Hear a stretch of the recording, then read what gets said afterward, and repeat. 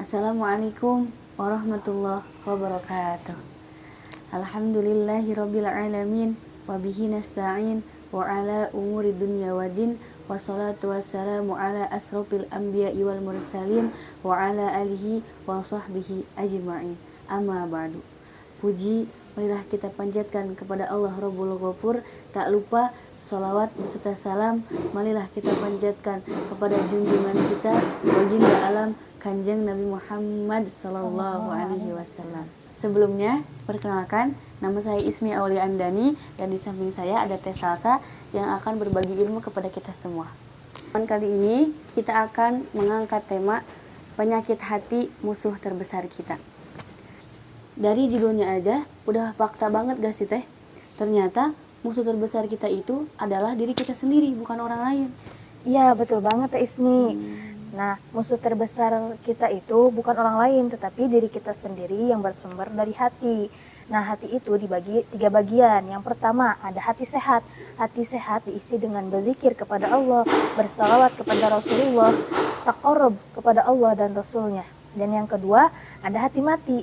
Hati mati itu di mana hatinya tidak mengenal siapa Tuhannya. Nauzubillahi min dzalik. Semoga kita semua tidak termasuk pada golongan orang yang hatinya mati. Dan yang ketiga, ada hati sakit. Hati sakit itu yang mana isi hatinya itu terdapat penyakit-penyakit hati. Dalam Quran surah Al-Baqarah ayat 10 dijelaskan bahwa A'udzubillahi minasyaitonirrajim. Bismillahirrahmanirrahim. Fi qulubihim maradun fazadahumullahu maradun. Yang artinya dalam hati mereka terdapat penyakit, lalu Allah menambah penyakit itu dan mendatangkan azab yang sangat pedih kepada mereka karena mereka berdusta.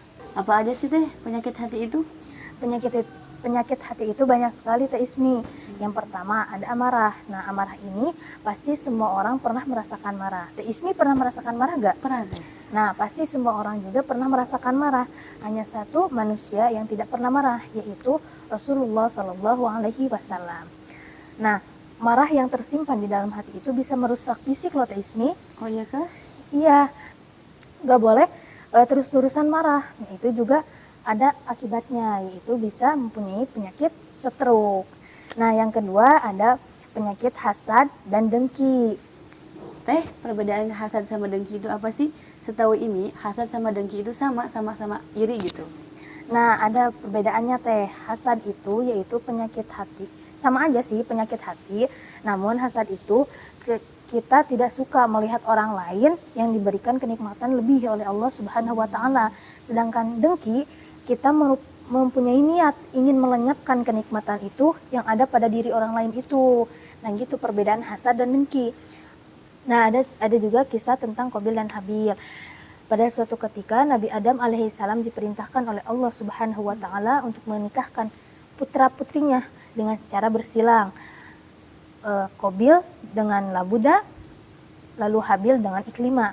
Nah, di sini Qabil tidak terima karena Iklima itu cantik, sedangkan Habil menikah dengan saudaranya yang cantik.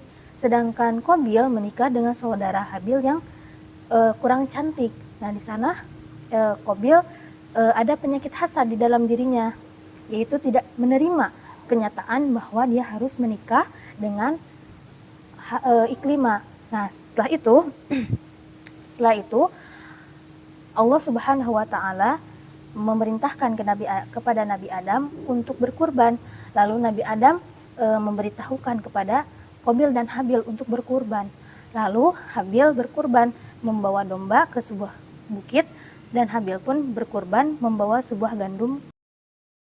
Lalu ada api yang turun dari langit memakan kurbannya Habil, yaitu domba tadi, sedangkan kurbannya Qabil tidak diterima.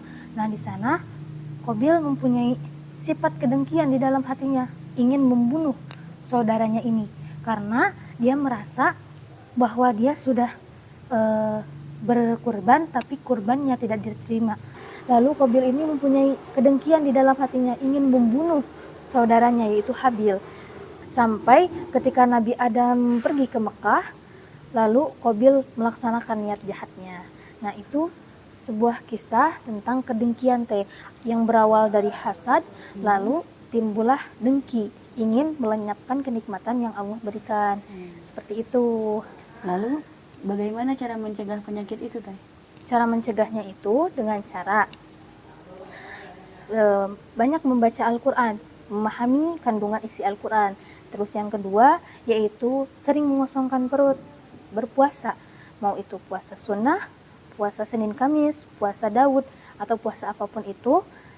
Yang terpenting kita harus mengosongkan perut agar kalau kita berpuasa maka kita akan menahan dari makan, tidak hanya menahan dari makan dan minum, tetapi menahan sifat kita ya, menahan dari membicarakan orang lain. Yang ketiga yaitu qiyamul lail. Yang keempat yaitu merendahkan diri di hadapan Allah Subhanahu wa taala dengan cara berzikir. Dan yang terakhir yaitu berkumpul dengan orang-orang yang soleh, pergi ke kajian ilmu, ke majelis ilmu, berkumpul dengan orang-orang yang membawa kita kepada hal yang positif. Gitu Teh, cara untuk mencegahnya.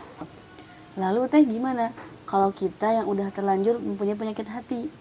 Nah, kalau kita udah terlanjur mempunyai penyakit hati, sebenarnya Teh, penyakit hati itu nggak ada obatnya.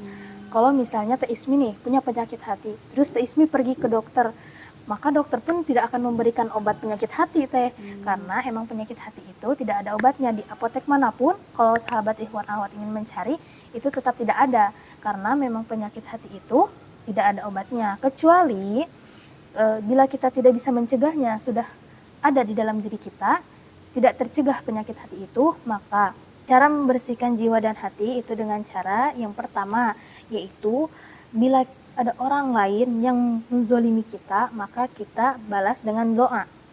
Seperti, ya Allah, semoga dia secepatnya diberikan hidayah, semoga dia dilancarkan rezekinya, semoga dia diberkahkan umurnya. Mungkin awal-awal itu pasti sulit banget teman-teman semuanya. Kayak kita berdoa tapi hati kita nggak ikhlas. Nah, emang awal-awal itu pasti sulit. Tetapi kalau kita berdoa dengan mendoakan yang tidak baik, jika Allah mengizinkan, maka doa itu akan terkena orang-orangnya. Tapi jika Allah tidak mengizinkan, maka doa itu akan berbalik kepada kita. Makanya kita tidak diperbolehkan untuk mendoakan seseorang yang tidak baik. Yang kedua yaitu harus mencintai kepada sesama. Dalam hadis qudsi dijelaskan bahwa bila kita dulunya hidup dengan cinta, maka Allah akan melindungi kita dengan payung perlindungannya nanti di yaumil qiyamah. Nah, sahabat ikhwan akhwat semuanya, sebaiknya kita tidak boleh membenci. Kita dilarang untuk membenci. Bahkan Rasulullah Shallallahu Alaihi Wasallam kepada kaum yang tidak beriman pun Rasulullah tidak pernah membenci mereka. Nah, sebaiknya kita pun, mau itu ke sesama muslim, mau itu ke luar muslim, kita harus saling mencintai, tidak diperbolehkan untuk saling membenci. Nah, seperti itu kira-kira Teh. Jadi kesimpulannya dalam pertemuan kali ini adalah semoga kita tidak termasuk dalam golongan orang-orang yang hatinya mati, dan semoga kita termasuk golongan orang-orang yang hatinya sehat. Nah, ketika kita sudah terlanjur mempunyai penyakit hati, maka kita harus meminta tolong kepada Allah agar kita selalu taat kepada Allah dan istiqomah beribadah kepada Allah. Sekian dari kami, semoga bermanfaat untuk kita semua. Wassalamualaikum warahmatullahi wabarakatuh.